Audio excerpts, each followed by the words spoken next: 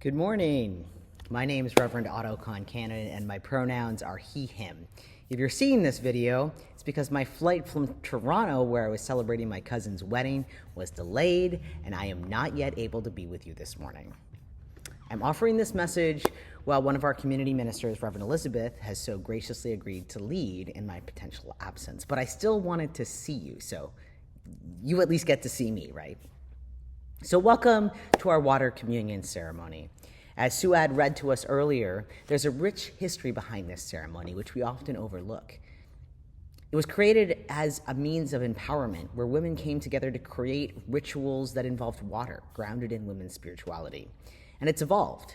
It's become a ritual that's defined by its ever-widening circle of inclusion for people of all genders. At First Parish in Malden and in many congregations across our Unitarian Universalist Association and faith, this ceremony represents a kind of homecoming. After spending the summer away, whether physically traveling, taking spiritual vacations, or simply taking a break, we gather again back in our sanctuary, bringing water from various places that are significant to us. This water might come from a vacation spot you visited over the summer, a local body of water, your home tap, or even from these bottles that we've collected at Revere Beach last week. What matters is not where the water comes from, but that it represents something meaningful to each of us. My family is bringing water from Ferry Beach, a Unitarian Universalist camp in Maine, where we gathered it at The Well, a camp for multiracial families.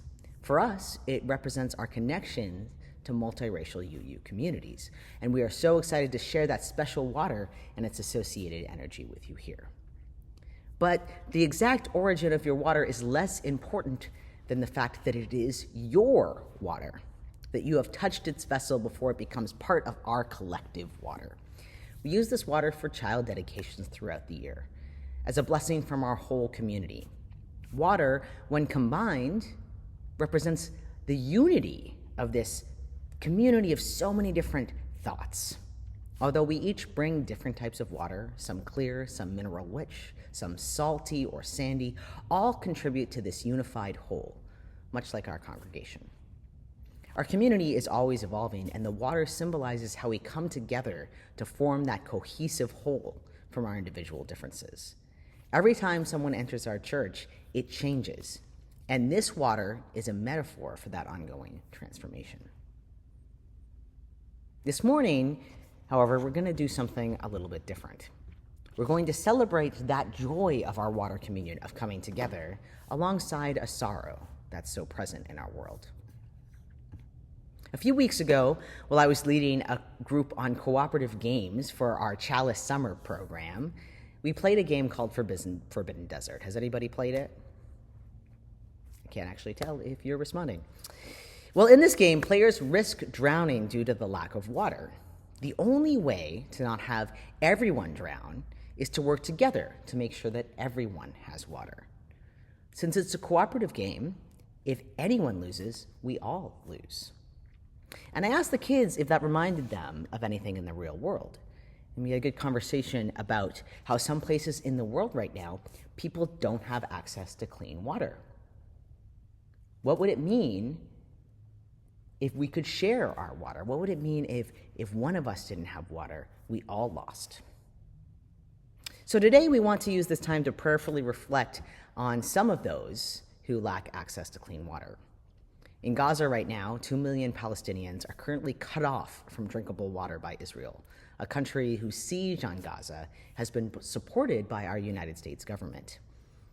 Our Unitarian Universalist Association in June voted to affirm with radical love, solidarity with the Palestinian people as they are attacked and cut off from water, food, and necessary medical care. And so, as many of our partners in UU congregations are doing at their water communion this morning, we are going to participate as well in an act of prayerful solidarity with the people of Gaza. As part of the ceremony, you're invited to take a cup, which you may have already done, and decorate it with a symbol or a message that says, "Everyone deserves water." And as we come forward and collect and unite our waters here, you're also invited to symbolically pour your empty cup into our empty vessel. This act of filling our cups with water while keeping an empty cup, an empty vessel, in solidarity with those who don't have access to it, is a prayerful gesture of support and a reminder of the work that we need to do to continue to be in solidarity with those without water. At First Parish in Malden, we acknowledge that joy and sorrow coexist together. So as we engage in this joyful ritual, we'll also take this time for solemn reflection. I'll let Elizabeth introduce the ceremony, and I will say amen and blessed be.